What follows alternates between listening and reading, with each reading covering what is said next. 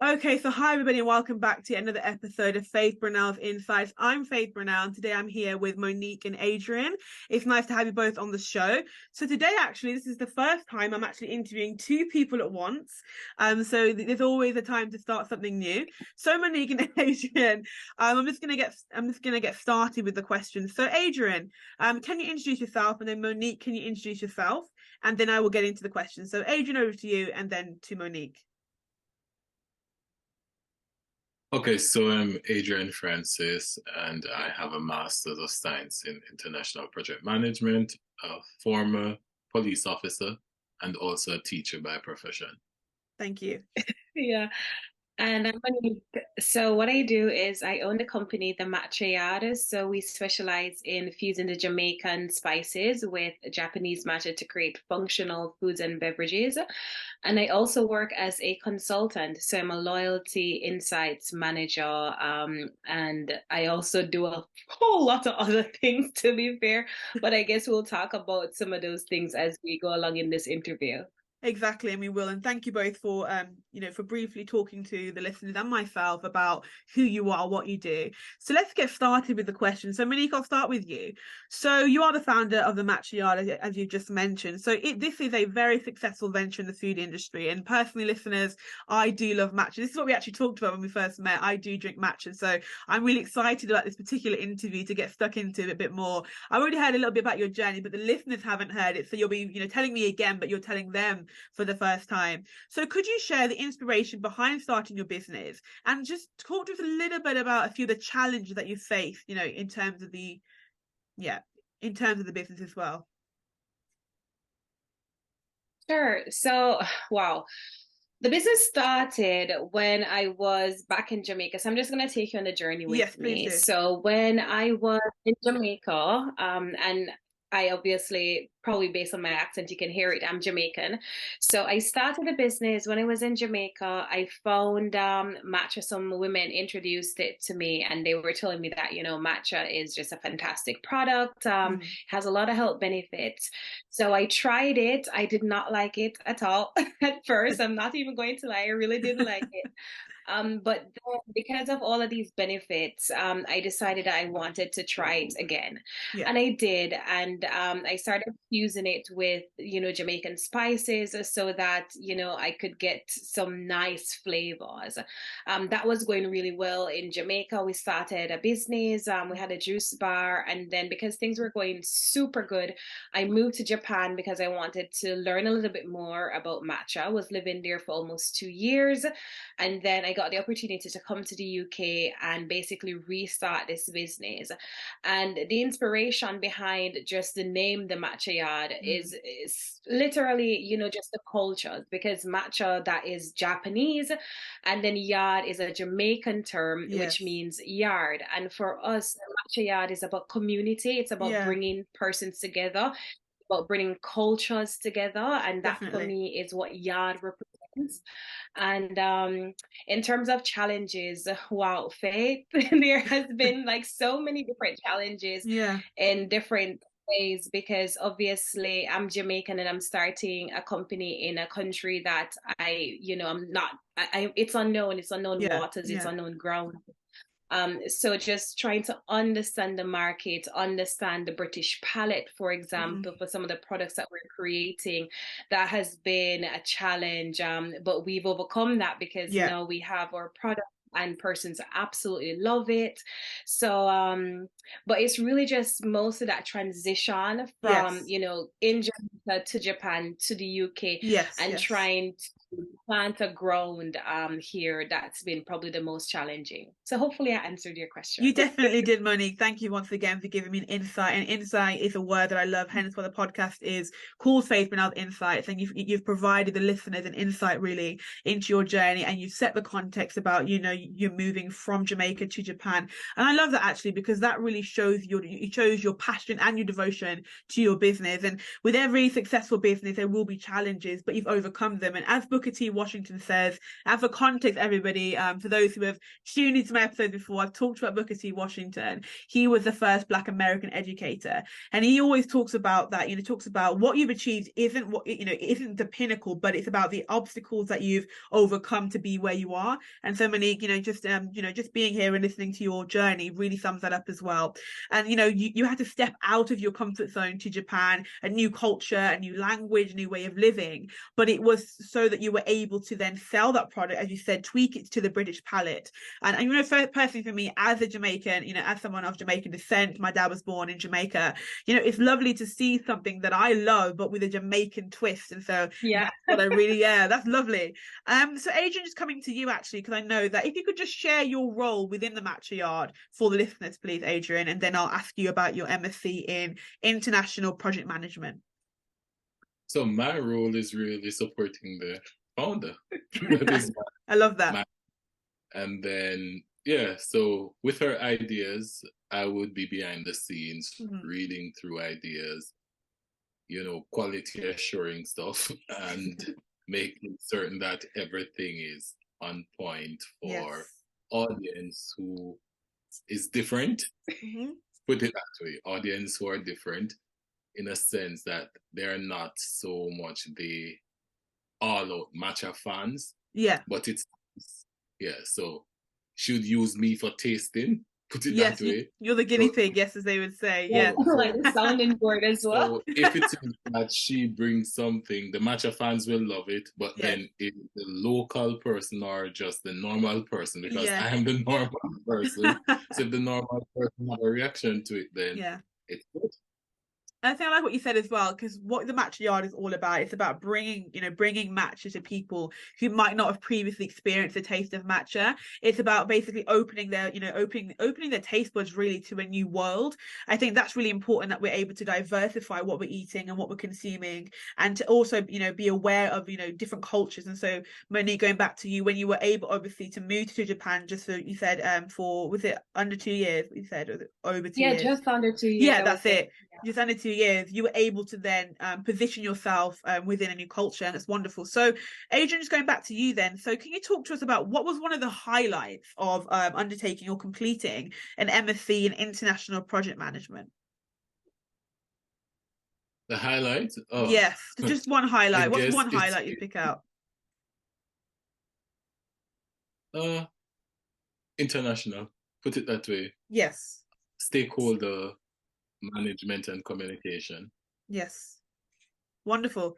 Thank you.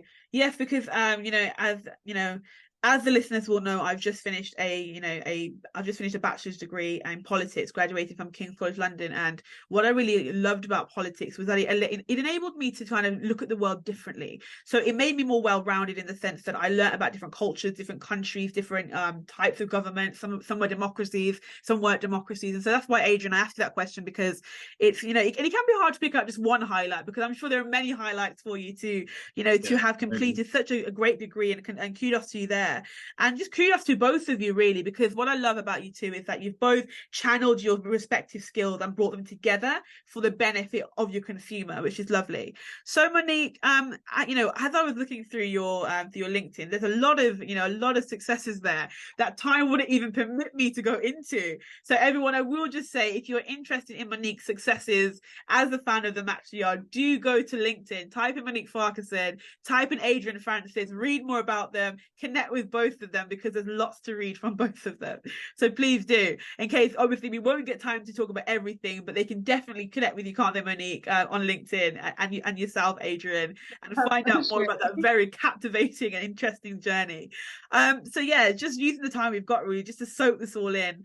So yes, you're also Global MBA Student of the Year. You've also trained, and you've trained and selected TEDx speakers. You've actually been a mentor at Aston University and the Greater Birmingham Chambers. So bringing all these together then, how has the recognition as the Global MBA Student of the Year for last year, how has that impacted your journey as both a business professional and entrepreneur? Wow, that's a good question. So, as a global MBA student, that's always a topic of conversation, Yeah, especially when I'm speaking to like corporates and that type of thing.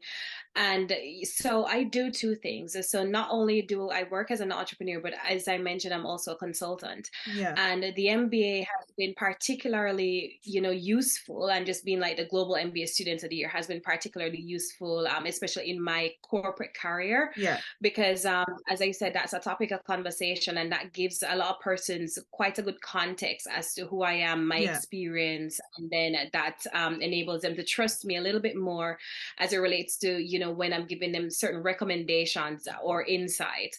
And then within my own business, that has given me quite a bit of persons who have been interested yeah, in myself, my journey, and that is, good for business in yeah, general. So like some persons who probably even follow me on LinkedIn because they saw that I was MBA student of the year, that is potentially the first thing that they saw about me, yeah. and then that helped them to learn a little bit more about me, and then got me some interest in my business. So the recognition has been playing quite a good role in Yeah.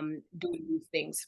And that's great because it gives credibility to you, as the founder of the Matcha Yaad. So people who might not have been aware of who you were are now aware of who you are because you've been awarded such a great award. And that's a great achievement. I must say kudos to you there, because then obviously you would have worked hard towards something. And what people love when they're buying into a product, they love to see a story. People love stories. Consumers love stories. I know for myself, if I'm going to buy from a business, I love to know the story of their inception from the outset. What were their challenges? What were some of their goals? What's their ethos? What's their aims? And actually, I love how you actually depicted from the outset of this episode. You talked about the development of the phrase, of the Matcha Yaad. So what matcha is and yard, and as a Jamaican myself, again, I'm familiar with yard.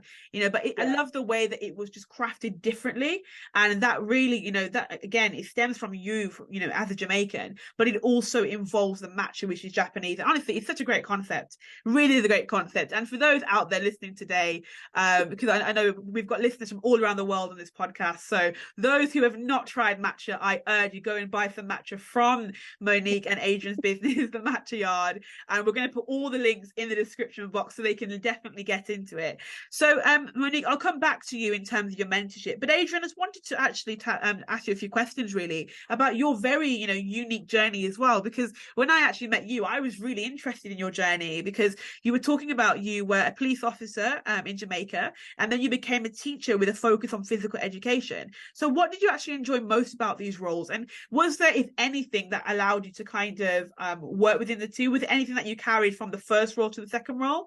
If you could talk to us about that. Okay, so it is actually the other way around. Is it? So we met in Teachers College. Yes. That's where we met. So after graduating, a year after graduating Teachers College, I went into the police force where I spent 9 years. Yes. And throughout that, I worked in various divisions, crime scene investigations, general policing, but the majority of my time was spent at the National Police College, where I was a physical training instructor, a lecturer of police laws and procedure, and also a curriculum coordinator for one of 3 campuses. So my role there was to plan the training of police officers, see to it that they completed a 2 years training, and then they would be deployed into different geographical divisions within the country based on crime demands. So my role was to get students, train them, deploy them, and that helped me train over 7,000 police officers. Wow. And my role there, a very wide one, I guess, as the curriculum coordinator. Because then I had to do staffing, I had to set exams, I had to set timetables, I had to design lessons, and at the end, quality assure exams, and then distribute police officers across the country. So my role was an entire cycle. Hence, it prompted me into actual project management. Then I got the chance to come here and do international project management. So the field will take me into whether it is security, education, Yes. and also the Matcha Yaad. So it's a role that's widely applicable, really. So it's giving you those transferable skills that you're able to take from one role to the other, and that's great as well because it's obviously shaped your relationship. That's how you met, but it's also shaped your business relationship in the sense of how you're able to actually transfer skills from your role into the Matcha Yaad, as you've just said. And so just going back to the Matcha Yaad, then. So Monique, I was looking and I was really interested in how you became a mentor, how you were a mentor at Aston University and Greater Birmingham Chambers. So what for you? If someone asks you, so obviously I'm asking you now, for you, how important is mentorship? How important is mentorship? From a scale of 1 to 10, how important, would you rank mentorship? I'll probably say 12 out of 10. I think mentorship is super important. Yes. And I still am a mentor for those two organizations. Wonderful. So I'm actively a mentor still. And the reason I think that mentorship is important because it's based on my experience as well, and also what I've also seen. And I've had numerous mentors throughout my career, and they have played pivotal roles in developing me into the person who I am today. And as it relates to the Matcha Yaad, when I came to the United Kingdom, as I said, I was basically a fish out of water, and I needed a bit of guidance. And then I had the opportunity to be mentored by a few persons, and that really, really assisted and helped me in shaping what the Matcha Yaad is, and then basically gave me that foundation that I needed to do the concept for this business and to develop it in this particular way.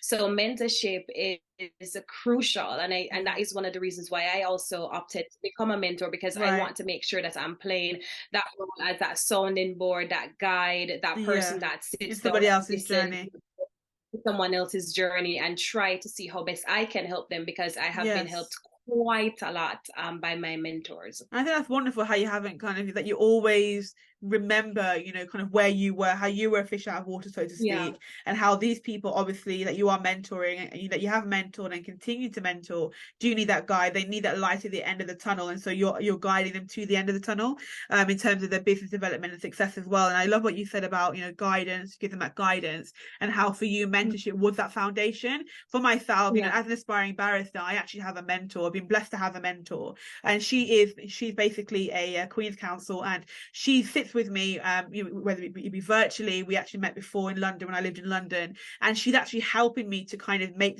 key decisions, for example, where to study. And now actually I'm doing my master's at BPP University, because that was the university that she was saying actually that's one of the better universities to go to in order for you to get the next step of kind of the work experience, to get pupillage.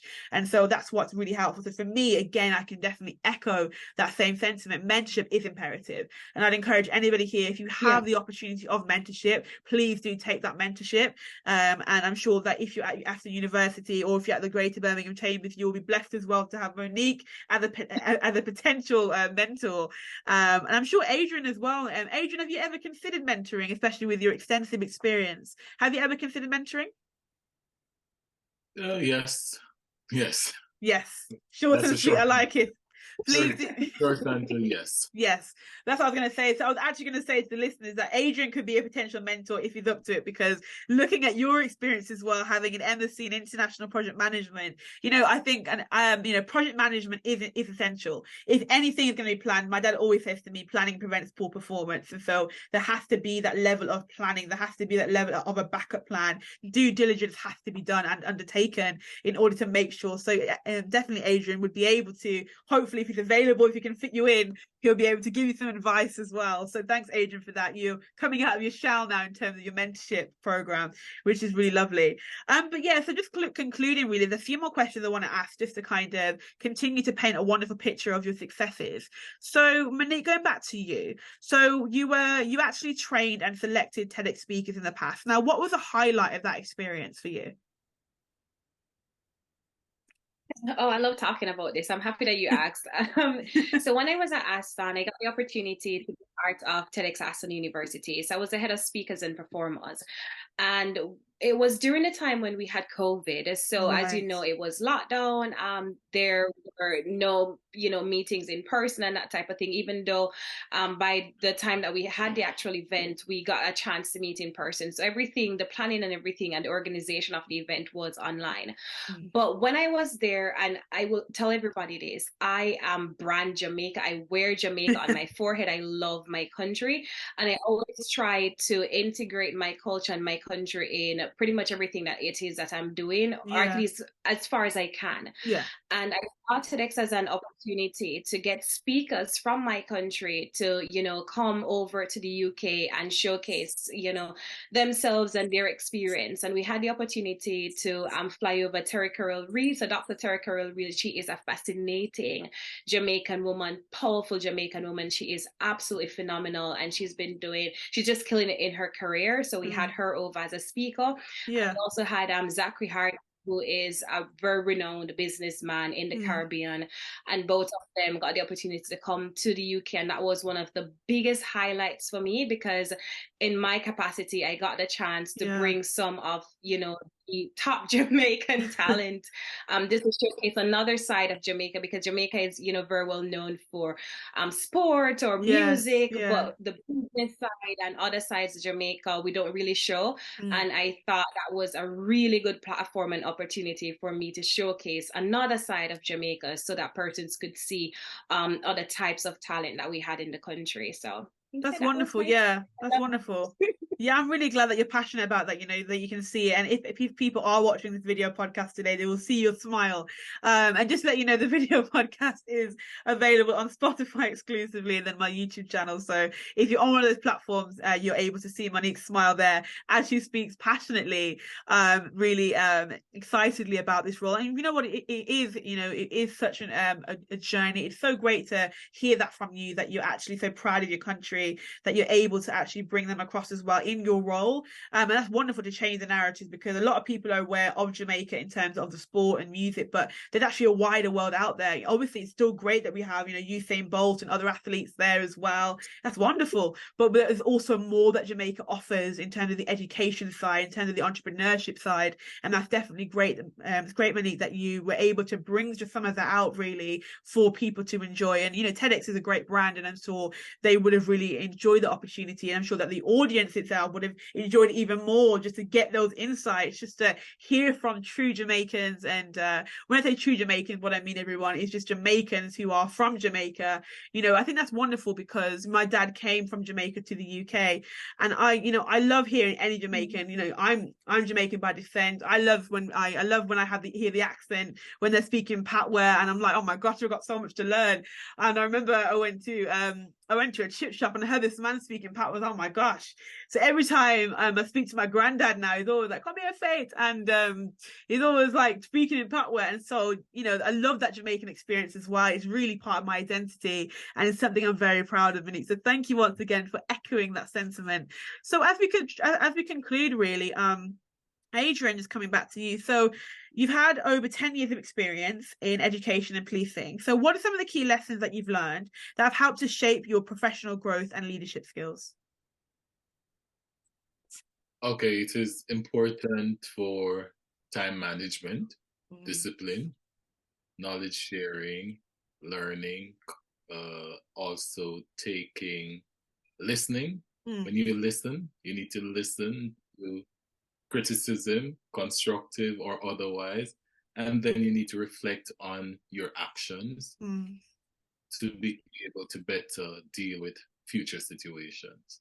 Wonderful. Yeah, I would definitely agree. One thing I always podcast here at Faith and Other Insights, in part of the study skills section, is time management, productivity. It's really beneficial to be able to effectively manage your time. And thank you for sharing some of those insights and highlights really of how your experience in education and policing has helped you to be aware of these skills that you definitely have to take into consideration. So thank you both really for coming on the Faith and Other Insights show today, for sharing sharing some of your wonderful insights as well. I know time wouldn't permit me to go into everything that you've done, but LinkedIn will. So you can always head to LinkedIn as just to read more about their journey. But just one final question, which goes to both of you. So so let me just set the context. The Matcha Yaad, as we said, it's actually gained popularity globally. So how did you navigate the challenges of scaling your business internationally? So what is one thing for each of you, if you could tell me one thing you've each learned along the way of this wonderful journey? I have to echo, wonderful journey of starting the Matcha Yaad. Wow, you just put me on the spot with that one. But I think one thing that I've learned is, and Adrian just even touched on it, is being able to listen. And it's super important because one key thing that has happened in my journey, that I wanted to touch on, and, you know, I really had to listen, was I had a conversation with another business owner, and he was explaining to me, you know, like, for example, the name and the importance of naming your brand in, you know, the right way so that consumers can really understand it. And then the name of my brand at first was Petite Squares, and we changed to the Matcha Yaad. And the reason for that was because, you know, Petite Squares, that was not really connecting the culture. It was not connecting to matcha. It was not connecting to Meister. It was really not connecting to anything as it related to the business. And I was very passionate about them, because when I get passionate, I get really passionate. But then I sat down and I listened to him. And even though I had built this business for years and years in Jamaica under that name, and after I did a little bit of introspection and reflection, as Adrian said, and listened, then I saw some value in what he was saying, and then changed the name, and everything just started to make sense. So that one thing is just know when to listen and just take that criticism, because sometimes it is indeed constructive. Wonderful. And you, Adrian? So for me, it is, she's the brains. She's the brains. And what I've come to realize is that starting a business can either make you or break you if you're not disciplined. And the behind the scene work, that is what really makes it. The initiation and the planning stages of the business. If you're not grounded properly with that foundation, then everything else will be chaotic. Very true, Adrian. So both of you, some words of wisdom there. Adrian, to finish us off there with, if you don't have the discipline, if you're not ready both mentally and physically to start a business, then make sure that you are in the right headspace too, so that you can be able to push yourself and give your best to that particular thing. So both of you then, once again, thank you. So if you could just tell the listeners where they could reach out to you and how they can actually support your business at Matcha Yaad. Yeah, so you can reach out to us by just visiting the matchayaad.com. So that's the Matcha Yaad, and that's YAAD. And then that's where you can get our products and everything. And then you just follow us, you know, on all different platforms. And it's always at the Matcha Yaad. So Instagram, Facebook, Twitter, LinkedIn, everywhere. It's the Matcha Yaad. And if you also wanted to reach out to us on our personal LinkedIn, just type in Monique Farquharson, type in Adrian Francis, and then you can get us on our personal LinkedIn. But remember, everything else is at the Matcha Yaad. Wonderful. That makes it much easier to have that consistency at the Matcha Yaad, everybody. You heard it here at the Matcha Yaad. So both of you, Monique and Adrian, thank you both for your unique insights, for your passion, for sharing your drive, for really just giving us, giving both myself once again and the listeners a very interesting outlook and insight and door into your journey, really, and really channeling. And I love what I said before, I reiterate it. I love how you both work together as a team and you both bring your respective skills, to make something better, to build this business called the Matcha Yaad. So thank you very much for coming on the Faith Brunel. You're welcome. Thank you for coming on the Faith Brunel's Insight Show. Yes, thank you for coming on the Matcha Yaad. This is your host, Faith Brunel, signing off. Have a great day. And remember, it's not an event, it's a journey. Thanks, everybody.